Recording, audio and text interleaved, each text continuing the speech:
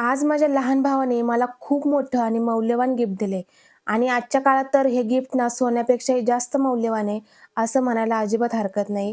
कारण सध्या गॅस सिलेंडरची जी परिस्थिती आहे, गॅस सिलेंडरचे वाढलेले दर आणि त्यांची कमतरता यामुळे हे गिफ्ट माझ्यासाठी खूप बहुमूल्य आहे. तर माझा लहान भाऊ सुशांत याने बघा मला इन्फ्रारेडचा कुकटॉप गिफ्ट दिलाय आणि इतका सुंदर आहे आणि इतका छान आहे हा कुकटॉप. तर माझ्या भावाने ना मला अपर्णा कंपनीचा 2400 वॅटचा इन्फ्रारेड कुकटॉप गिफ्ट दिला आहे आणि खरंच सांगते हा इतका युजफुल आहे ना आणि इतका छान आहे. तर बघा आता याचे ना अनबॉक्सिंग करत आहे माझ्या मुली. त्यांना असं झालं होतं की कधी हा ओपन करा आणि इतका छान आहे. हा जो कुकटॉप आहे ना मला सेट करायला 2-3 दिवस गेले. आल्यानंतर मी तसंच ठेवला होता. म्हटलं चला आता स्टार्ट करू. तर इथे बघा आता आम्ही ओपनिंग करते.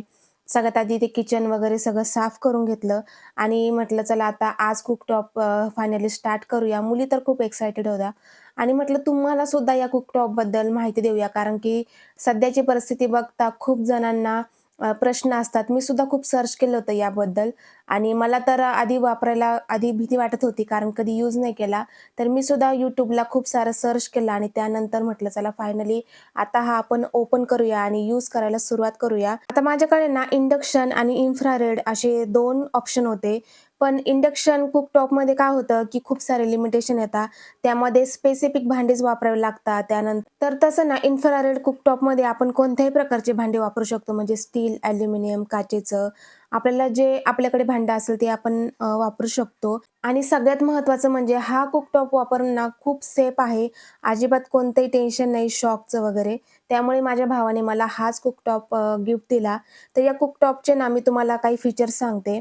तर हा ना 2400 वॅटचा कुकटॉप आहे. याला 6 कुकिंग मोड आहे. त्यानंतर स्टायलिश ग्लास आहे आणि ईझी टच बटन आहे. टायमरसुद्धा फंक्शन याला आहे. मी तसं तुम्हाला पुढे सांगते.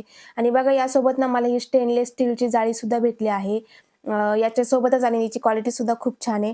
तर म्हटलं चला आता आपण नवीन कोणतीही वस्तू आणली तर सगळ्यात आधी आपण त्यावर गोड पदार्थ करतो. तर म्हटलं चला सगळ्यात आधी गोड पदार्थ म्हणून आपण चहा करूया. तर बघा आता इथे मी स्टार्ट केलंय आणि आता मस्तपैकी सगळ्यांसाठी चहा बनवते. चला आता चहा तर बनतोय आणि आता मी तुम्हाला ना या कुकटॉपबद्दल माहिती देते. सध्याची परिस्थिती बघता खूप जणांनी हा कुकटॉप खरेदी केलेला आहे आणि याचे फंक्शन काय? महत्त्वाचा हा वापरायचा कसा? हेच बऱ्याच जणांना माहीत नाही. म्हटलं आता आपला चहा बनतोय तोपर्यंत मी तुम्हाला याचा यूज कसा आहे हे तुमच्यासोबत शेअर करते. तर हा कुकटॉप ना का घ्यावा हे सगळ्यात आधी मी सांगते. याच्यामध्ये सगळ्यात महत्त्वाचं आणि इम्पोर्टंट कारण म्हणजे गॅस सेव्हिंग होते, फास्ट कुकिंग होते, एकदम पोर्टेबल आहे म्हणजे कुठे पण नेऊ शकतो, आणू शकतो. तुम्ही याची साईज बघा एकदम छान आहे आणि एकदम लो मेंटेनन्स आहे आणि सगळ्यात महत्त्वाचं म्हणजे आपण यामध्ये स्टीलची भांडी, ॲल्युमिनियमची भांडी, आयर्नची भांडी, आपली लोखंडी भांडी, काचेची भांडी, सगळी भांडी आपण वापरू शकतो. फक्त भांडी वापरताना ना ती खूप पातळ किंवा खराब भांडी वापरायची नाहीये, ही आपण काळजी घ्यायची आहे. त्यानंतर सेफ्टीमध्ये आपण महत्त्वाची काळजी ही घ्यायची.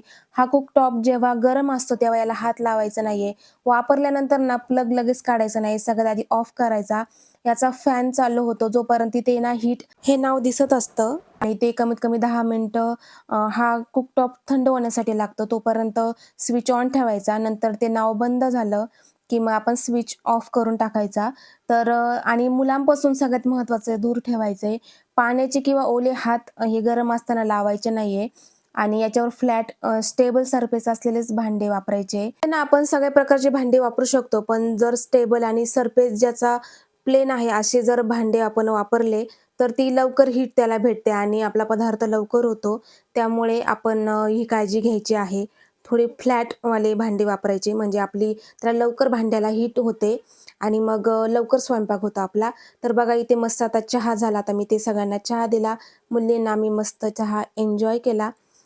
तर हा ना कुकटॉप मला खरंच खूप आवडला आहे. तुम्हाला जर घ्यायचा असेल तर नक्की मी ते लिंक देते. याची सेम लिंक जरी नाही भेटली तर याच्याशी रिलेटेड दुसरा कुकटॉपची मी लिंक देईल.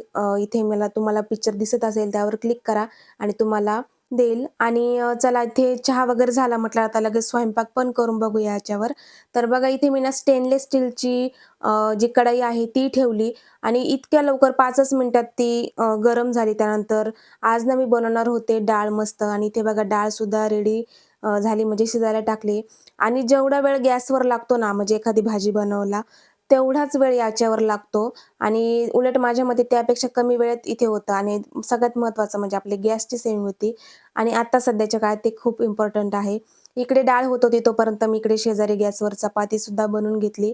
तर इथे बघा आता मी ऑफचं बटन दाबलं. इथे हॉट हे नाव दिसतंय म्हणजे आता आपला गॅस अजून ऑन आहे आणि तोपर्यंत इथे स्विच ऑन ठेवायचं. मग ना 10 मिनिटांपर्यंत हे हॉट हे नाव येत असतं आणि त्यानंतर 10 मिनिटानंतर हे नाव बंद होतं. त्यानंतर मग स्विच ऑफ करायचा म्हणजे आपला कुकटॉप हा थंड झालाय. तर चला तर आता ना मी तुम्हाला या कुकटॉपच्या फंक्शनबद्दल थोडी माहिती देते. तर असा काही ओव्हरऑल लूक आहे कुकटॉपचा. तर बघा सगळ्यात पहिले आहे स्टिर फ्राय, त्यानंतर बार्बिक्यू, स्टीम, हॉट पॉट, त्यानंतर टायमर आणि ऑन ऑफ असे 6 बटन्स आहे याच्यामध्ये आणि खूप इझिली टच होता. तर इथे बघा आता मी स्विच ऑन केलंय त्यानंतर तुम्हाला मी आता सगळ्या फंक्शनबद्दल डिटेल सांगते. बघा आता इथे ऑन ऑफचं बटन आहे. आता इथे टायमर आहे. त्यानंतर मी स्टीमचं बटन प्रेस केलंय. आपला कुकटॉप आता हा स्टार्ट झाला आणि स्टार्ट झाल्यानंतर त्यातून असा आवाज येतो. स्टीमचे जे मी बटन दाबले त्याच्यावर 1800 इथे दाखवत आहे नंबर. त्यानंतर हॉटपॉटवर इथे 2000 सध्या दाखवत आहे, पण तो 2400 वॅटचा आहे. 2400 पर्यंत जातो. आता बघा मी इथे फेम वाढवते, त्यानंतर कमीसुद्धा करू शकते. त्यासाठी हे बटन आहे. खूप इझिली याचं फेम आपण कमी जास्त करू शकतो. त्यानंतर इथे बार्बिक्यूचं फंक्शन आहे. इथे बघा 520 अंशवर हे दाखवत आहे. त्यानंतर मी ना इथे कमी जास्त सुद्धा तुम्हाला करून दाखवते. हे सुद्धा आपण कमी जास्त करू शकतो. त्यानंतर आहे स्टिर फ्राय. तर हे सुद्धा 2400 पर्यंत दाखवतंय. हे सुद्धा आपण कमी जास्त आपण करू शकतो. तर अशा पद्धतीने आपण खूप इझिली याचा यूज करू शकतो. त्यानंतर टायमर आहे इथे 30 सेकंद दाखवत आहे. ते सुद्धा आपण आपल्या वेळेनुसार ॲडजस्ट करू शकतो. आपण त्यावर जो पदार्थ ठेवला आहे, आपल्याला जर एकदम विशिष्ट टाईम लावायचा असेल, तर ते सुद्धा आपण करू शकतो.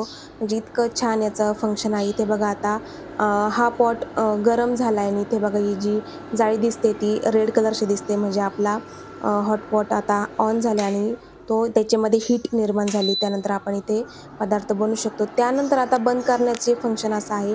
आता इथे स्विच लगेच ऑफ करायचं नाही आहे. आपला स्वयंपाक झाल्यानंतर आपल्याला बटन फक्त इथे ऑन ऑफचं जे बटन आहे ते आता ऑफ करायचं आहे. ऑफ करून झालं की याला इथे हॉट हे नाव येतं. हे असं दिसत असतं नाव. हे कमीत कमी 10 मिनिट चालतं आणि तोपर्यंत इथे स्विच ऑन ठेवायचा आहे. इथे साईडला तुम्ही बघू शकता. इथे एअर बाहेर जाण्यासाठी इथे बघा 2 हे दिलेले आहे. इथून एअर बाहेर पडत असते आणि त्यानंतर म्हणजे हा कुकटॉप थंड होण्याचं इथे काम चालू आहे. त्याला कमीत कमी 10 मिनिटं लागतात.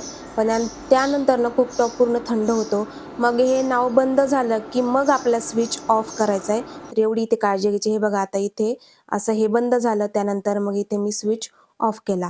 तर असं सगळं आहे. खूप ईझी आहे कुकटॉप वापरणं. आय होप मी तुम्हाला सगळी माहिती याच्यामध्ये दिली असेल.